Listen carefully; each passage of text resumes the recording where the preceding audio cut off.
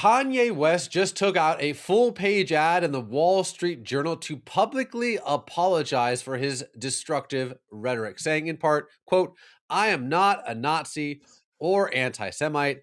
I love Jewish people." Well, CBN's Billy Hallowell joins us now.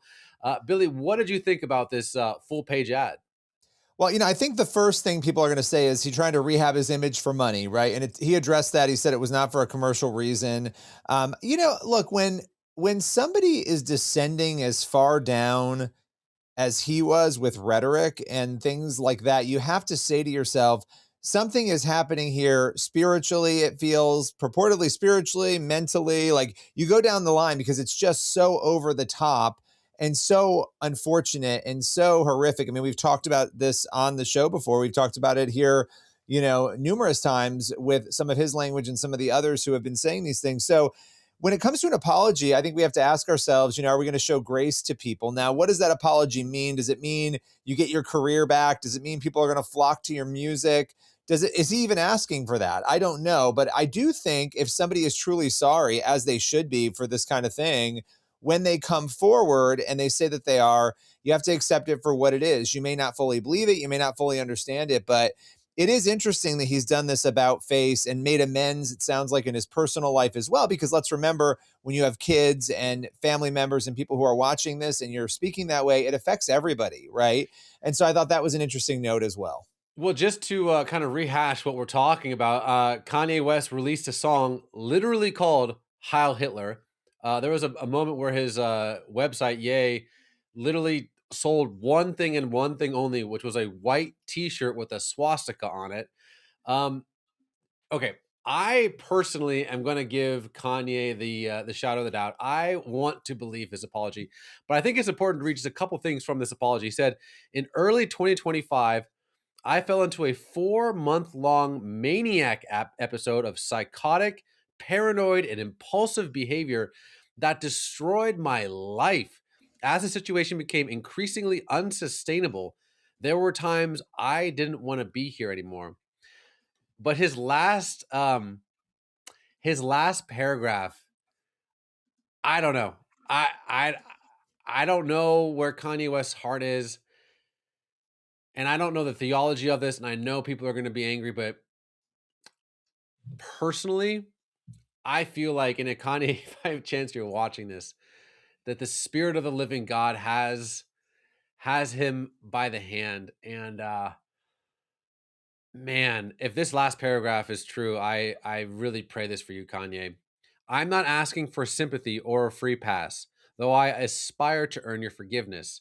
I write today simply to ask for your patience and understanding as I find my way home. Oof. Kanye, brother, when you released that album, Jesus is King, you made a ripple effect, and people can say, "Well, that wasn't sincere. That was a money grab for a Christian audience." Whatever you want to say, people are gonna hate. People are gonna hate. But the lyrics in that song, in some of the songs, man, I got one that I just think is amazing. Clean us like the rain in spring. Take the chlorine out of our conversation. Let your light reflect on me. I promise I'm not hiding anything. And my prayer for you, Kanye, is just exactly that you not have to hide anything anymore, that you release to the risen King your heart to allow him to clean out and see if there's any offensive ways in there. Because you are incredibly talented. And I know you've probably done some really terrible things, living in Hollywood, working in the music industry. But I do believe there is forgiveness, and I do believe that there is a way home for you. And his name is Yeshua, the King of Kings, the Lord of Lords, who conquered sin and death partly for you, Kanye.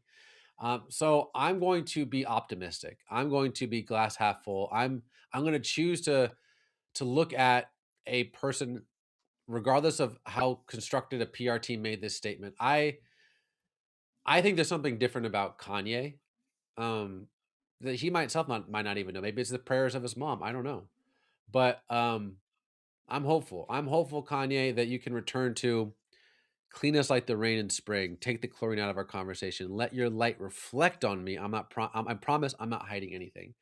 Um, so I'm hopeful. I'm hopeful for you, Kanye. Cheering you on, praying for you, brother. And I know it's really easy to point out all the things that he's done wrong, but let him without sin cast the first stone. So Kanye, praying for you, brother. I'm hopeful for you. But I'll give you the last word, Billy. Yeah, I think, it's okay to be upset by his comments. They were upsetting. It's okay to be frustrated. And I think it's also important that we show forgiveness. And when the Bible talks about, we were just saying this yesterday, loving our enemies and feeding and clothing them. I think when somebody comes back and apologizes and takes out a full page ad to do it, you have to say, okay, I don't know what's in somebody's heart, but I'm going to trust that this person truly is sorry for this and the pain that was inflicted. And also understanding that this is somebody who has had a history of the struggles he mentioned. And this isn't the first time this history has come up. And so when you're dealing with spiritual issues and mental afflictions, you have to understand that there are going to be these moments and these things. And I think the big prayer is that that doesn't happen again for him, right? And that we see real restoration here, because that's what God is all about. What Jesus is all about is forgiveness, and it doesn't mean we forget everything that happened, but forgiving and moving forward. And my hope is that he too can forgive himself if he truly has, especially gone to the Lord seeking that.